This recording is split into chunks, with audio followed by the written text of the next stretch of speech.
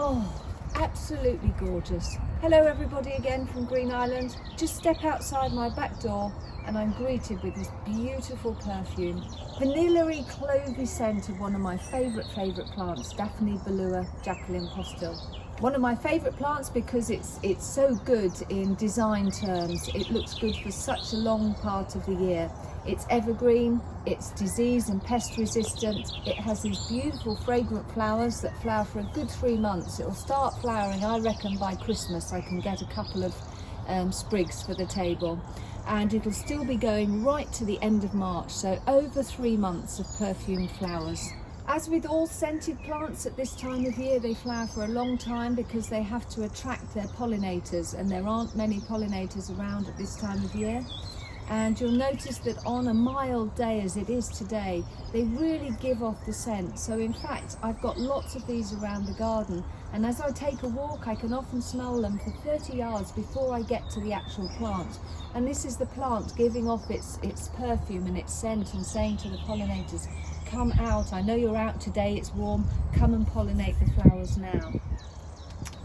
Daphne often get a really bad press as being very temperamental plants to grow, very tricky. They're very expensive to buy in the nurseries, and a lot of garden centres and nurseries won't even stock them.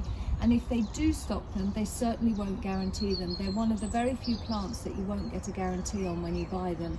And I think this puts people off buying them for those reasons. But I would say they really are worth every penny. You might pay £20 for a reasonably small plant in a pot, but one like this plant has actually only been here for about 3 or 4 years. And if you get it in the right situation, they'll grow really quickly for you. They do have a tendency to do what I call flower their hearts out and then keel over and die. They can just keel over and die for no apparent reason, nothing you've done to them, not adverse conditions. It's just they come to the end of their natural lifespan. But if you think about buying a bunch of flowers, you'd think nothing of paying £20 for a bouquet of flowers for your mum or your partner, and you chuck it in the bin after a week, say. But with this, pay £20, put it in the garden, and you might have 4, 5, 8, 10, even longer years. So you've really had your money's worth. And I'd say if it's keeled over and died, don't blame yourself. Just get another one, plant another one, and try again.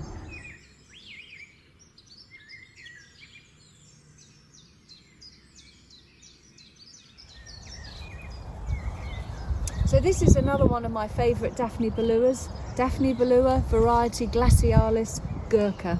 Bit of a mouthful, the name, but the distinguishing thing about this one, and it hasn't done it this year, it's usually the earliest one to flower, starting at the end of November into December. But quite often, instead of being evergreen, it can act as almost semi-evergreen or even deciduous. In a colder year, it will lose all its leaves before it flowers. So I mentioned about having Daphnes every 30 yards in the garden, and that is definitely an aim of mine. I haven't worked out quite how much that's going to cost me with 20 acres, but it still would be lovely to not be able to walk more than 30 yards without being able to smell them. The other thing about Daphnes is, this is Daphne Bellua, which is the first one to flower in the year. There are lots of other varieties, mostly evergreen, some of them are deciduous, but it is possible to almost plant a Daphne so that you can have them flowering right throughout the entire year. Some of the modern hybrids they call eternal fragrance, which they've bred to keep flowering continuously. Perfume Princess, there's all sorts of modern hybrids available, but a lot of those ones I would say are much more temperamental. If you're a beginner with a Daphne and you want to try one, I would definitely go with a Daphne Bellua. They are the easiest to grow. Conditions they like, really, they say a moist but well-drained soil, so something that's not going to dry out in the summer, and something that receives an adequate amount of rainfall.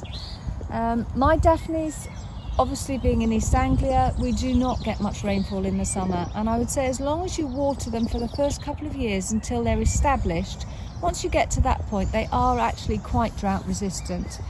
The other important thing about Daphnes is they really hate root disturbance. So it's really important when you've spent your money, you've invested in your prized plant, to select where you're going to put it very carefully. You want to have it somewhere near enough the house that you're going to appreciate it and smell it during the winter. Having said that, they cut very well. You can cut big branches off them. It will often say they don't like being pruned, but I've hacked huge branches off mine. In fact, I have to do it in places because they're growing so vigorously. But bring them inside and they will scent a whole room with that beautiful, beautiful perfume. The other thing is they won't grow well in pots. They really don't like being in pots, so they don't like to dry out in the summer, and they would not like to be winterlogged in the winter. So choose your spot carefully where you're going to put it.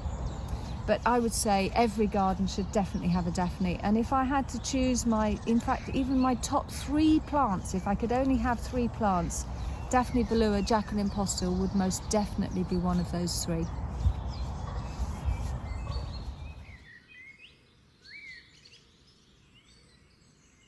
So we're just coming back to the house, gravel entrance garden here, place that people walk past, and this is another Daphne here.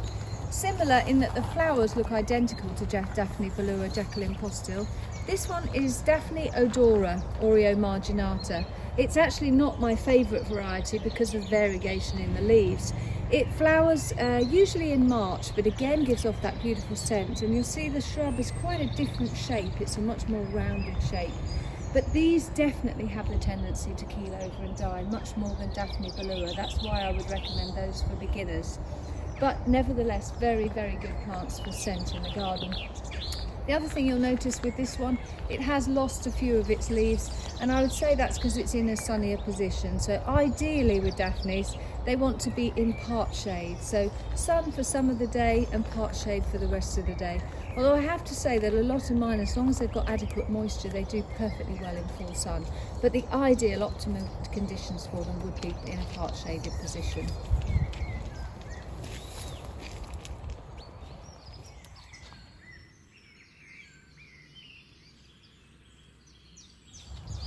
Okay, so I've just come into the tunnel here to show you some of our nursery stock that we've got, so that you know what you might expect to pay and what you would get.